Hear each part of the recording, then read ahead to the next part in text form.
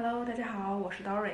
今天的视频呢是一期久违的好书推荐视频，距离上一次推荐图书已经过去快1个多月了。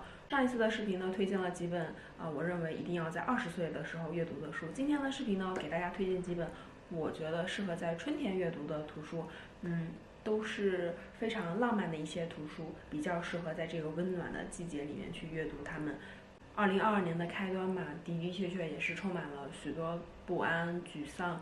我希望能够通过这几本书来唤醒大家对生活中一些浪漫的希望，还有一些诗情画意的向往。首先要给大家推荐的第一本就是这一本《海洋中的爱与性》。正如它的标题一样，这本书呢是一本关于海洋生物的这个繁殖类的这个科普图书。虽然是科普图书呢，但因为作者他极其诙谐幽默的文字，会让你觉得读起来并不会枯燥乏味，反而会非常的生动有趣。我们人类生活在这颗蓝色星球上面，寻找另一半，我觉得是一件比较难的事情。对于海洋生物来说，就难上加难了，因为我们也知道了，这颗蓝色星球70%以上都是被海水所覆盖，而海洋呢，它又是深不可测的。所以，当你开始阅读这本书的时候，你会觉得像打开了新世界一样。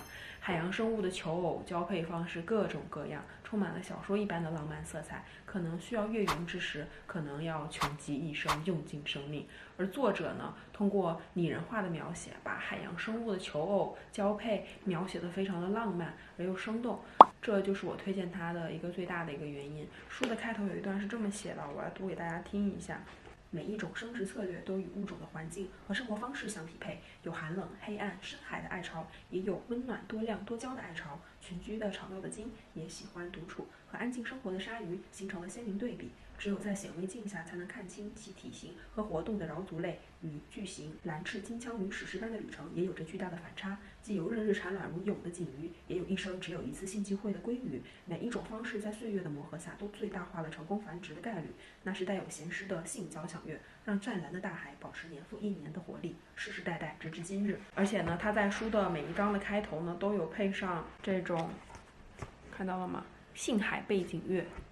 就我觉得很少会有科普书里面会给你挑选几首背景音乐的这么有情调的。正如书的推荐语一般，这本书呢，一半是海水，一半是火焰，一半是情色，一半是科学。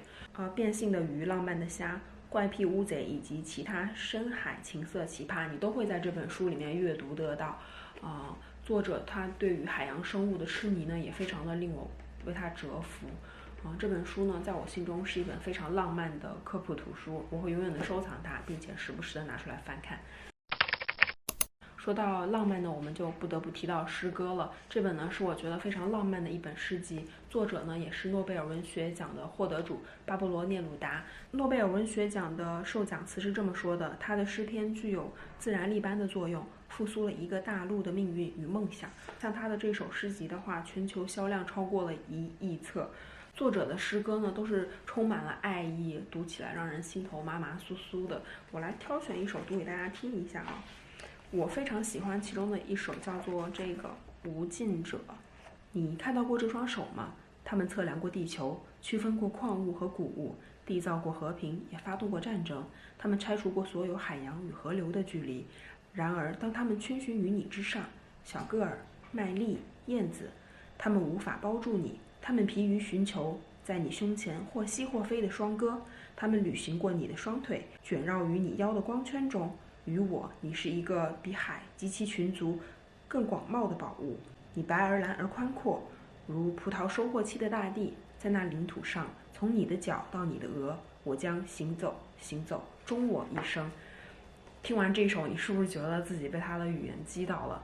但在这本书里面，像这样的诗还有很多，你会觉得它精悍有力的短句，好像乘风的箭，直击你内心最柔软的那个靶心。它呢，能够把一些看似不相关的词汇组成一句又一句美妙的情话，很神奇也很浪漫，所以我非常推荐给大家这一本。然后接下来呢，跟大家推荐的就是叶青的诗，这是叶青的2本诗集。叶青呢是我非常喜欢的一位中国台湾作家，他在患有抑郁症的情况下创造了这些诗歌。他的文字呢不像别的诗歌那么的晦涩难懂，给人一些抗拒的感觉，相反呢是比较浅白的文字，但却十分的触动人心。我第一次读到他的这个诗的时候呢，就深深的被他的语言所触动到了。他坚决相信清醒不是人生唯一的正途，他的灵感多来源于自身经历以及他所爱之人。我最喜欢的是他的那一首《海豚》，真的是浪漫到我词穷的一首诗。海豚它是这样写的：我是你环养在肚子里的海豚，笑是海底浅浅的地震，眼神是风，蓝烫烫的阳光带来一个又一个的好日子。心事的鱼群游过来，我便奋力跃出海面，弯成一枚灰色的新月，让你开心。